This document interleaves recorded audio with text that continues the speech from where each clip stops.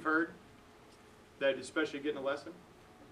Keep your head down. Keep your head down. Keep your head down. Good. Now, what I think is, I heard that was a myth, I think, in one of the last talks that was good. Okay, anything else? Hands leading the club. Hands leading the club? Okay, perfect. Write that. Let's see. Hands leading club. All right, so then the opposite of that would be you want to feel your hands behind you, right? Or actually the club head in front of you. Okay, now, you have all these tips, all these rules that were given to you. How confusing is all this because they're all totally opposite? Does that make sense? Okay, in reality, this is all two-plane stuff. This is all one-plane stuff. Okay? All right. Make sense? Okay, with that being said, if I'm bent over, okay, I'm naturally bent over this way. All right, if I tell somebody, all right, your arms have to go straight up from here. They go straight up. How do you think I'm going to hit the ball from this position? Upside down. Yeah, not very well. Okay. Likewise, if I'm standing more erect and standing tall, and the shaft is up tall, and somebody tells me, okay, you got to swing around yourself. Well, how am I going to hit the ball now? I've got to do something to get back down to the ground. Does that make sense? Okay, and that's the thing with all these different rules. All right, you have to know which one you are. Okay, and it's actually an easy way to do that. If you come into the game of golf. Okay, how many times you go to a driving range and you kind of walk the range? Let's say you got your bucket of balls, you got your bag on, you're walking down the range. How many times you see people set up like this, making these swings? Lots. I mean, that person may be sitting next to you. You just don't want to say it. Okay, but the thing is they're a one-plane swinger. They're not very good, but they're still one plane. They recognize the sport as being a side-on game. Okay, so in their mind, when they see a ball on the ground, they think, I've got to swing around in order to get that ball up in the air. I've got to swing around this way in order to get the ball to go in the direction I want. Does that make sense? Okay, now, how many times have you gone to the range and you've seen somebody standing up tall and their first move is the arms above the head and they just kind of slap down at it? I've seen it. Seen that? Some of y'all may do it. And then, you know, there's kind of a bad name for those. Those are called kind of hackers and slappers. You know, they make that, when that club comes in the ground, it's making an awful noise. Those are the kind that you hope you don't walk by and twist your ankle in their divots.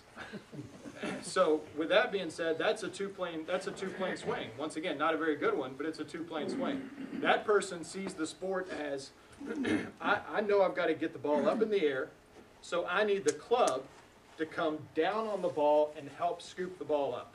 Does that make sense? So that's a two-plane swinger. Now, with that being said, you've got to understand what you are, okay, and then be able to put the two-plane information with the one-plane information. Okay, I'm sorry. Keep the two-plane information on the two-plane side. Keep the one-plane information on the one-plane side. Okay, like with the stack, do you have a question? Are there teachers that feel like one is right and one is wrong? Yes, I'm one of them. And you believe in Well, no, I'm sorry. It's not that one is right and one is wrong. One is just, in my opinion, one is better. You know, now, yeah, you know, in my opinion, the one-plane swing, if you look on tour, most of the people, if you're looking at the left arm, back in the day, everybody was up here. I mean, that's just where it hit. Well, now you're starting to see everybody's starting to get back down in here. In my opinion, the one-plane swing, it saves with injuries. It's a lot more efficient, and it's more powerful. Anytime the arms get independent, let's see, Rob, you want to stand up for a second? Anytime the arms get independent of the body, just go ahead and stand up and stick your arm out. Just straight up, yeah. And I'm going to push, and I want you to resist, okay? All right, right here, his arm is in an independent position than his body, okay? So I'm going to push on it, okay? He can only resist so much, right? Now, if I tell him to put his arm next to his body like this, and now I push, a lot harder, right? A lot more resistance. So anytime, good, thanks. Anytime the arms move away, okay, there has to be, one, it's a little bit weaker of a position. Two, there has to be a little bit of, a lot of timing involved, because now you're talking about this plane up here where we got the Ferris wheel. Down here where we got the merry-go-round, these two have to sync up at some point in order to hit the ball correctly and efficiently. So in my opinion, okay, as humble as it may be, the one-plane swing I just think is better. You know, I would take Chris Baker hitting the golf ball over Jerry Kelly any day. Yes. And if you go back in time, who would be the oldest professional golfer you can think of that was a one-plane? Ben Hogan. Ben Hogan. Ben Hogan. Now, the one thing about in Ben Hogan's book, which is interesting, and this is a huge debate, is Ben Hogan really swung around himself. Now, his setup was very upright, okay, but the problem is, and in his book he says it, okay, and this is why he hooked the ball back in the day, is the swing goes around, and one thing in his book, he says the elbow's got to get in front of the hip.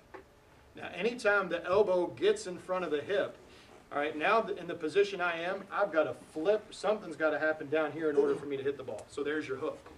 That's why most people who swing one plane, you can't have a two-plane downswing. Because it's just, you can, but it's just not going to be very good. Yes? Well, you know, a good example of that is Kuchar. You watched him last year, and you watch him this year. They call it flatter, but he completely changed his swing. Yes. Well, the Kuchar works with Chris O'Connell, who is Jim Hardy's right-hand man. So he was down there in Texas with us. Yeah, he hits the ball. You can see a big difference in his swing. Yes. I do have a question. Sure. Hogan's book now, he always slid his hips. The better players today are turning their hips from what I see. They are, yes.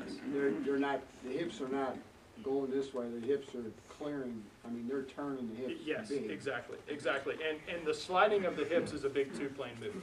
Okay, I'm gonna go over just kind of briefly. I don't want to get too much in depth because it can get confusing even for myself, of the difference of a one-plane and two-plane swing, and I'll show you on video some of the differences. Yes. What kind of swing you consider Jim Furyk? He's got a one-plane backswing. Two-plane backswing and a one-plane downswing. You can have a two-plane backswing and have a one-plane downswing, and it works very well. Jerry Kelly, you'll see he'll have a one-plane downswing. Okay, although his left arm is high as it can be. Who else? John Daly. Two-plane backswing, one-plane downswing. And that's why Jim Furyk is one of the best ball strikers in the world. I mean, I think he, as far as impact, has one of the best impacts in the world. Now, his backswing, I mean, we all know what we think about that. But, he is one of the most efficient players on tour. He's very accurate and very consistent. What is it, Kenny Perry's like that? He kind of takes the club up. He drops it down. Now, Kenny Perry gets it. He gets the club up here, and he slides the hips to shallow. Okay, Matt Killen, that's kind of what he teaches. He kind of teaches stack it. It's not stack and tilt, but it's kind of close. It's a single axis swing. He wants the player to stay forward, and then there's a little hip slide to shallow, and that right elbow gets in front of the hip, which can cause, and that's how he hits a draw. That's how Kenny Perry hits a draw. But that can cause definitely some inconsistencies. But I mean, obviously, Kenny Perry makes more than I ever will, so I'm not going to argue with that. And plus, I mean, it's just any of the two-plane swing, as long as you practice it, it's just timing. That's all it is. So if you practice it, you're fine. But how many of you guys have 7 hours a day to go practice? Yeah. I'm going to talk to you later. I want to get on your life plan.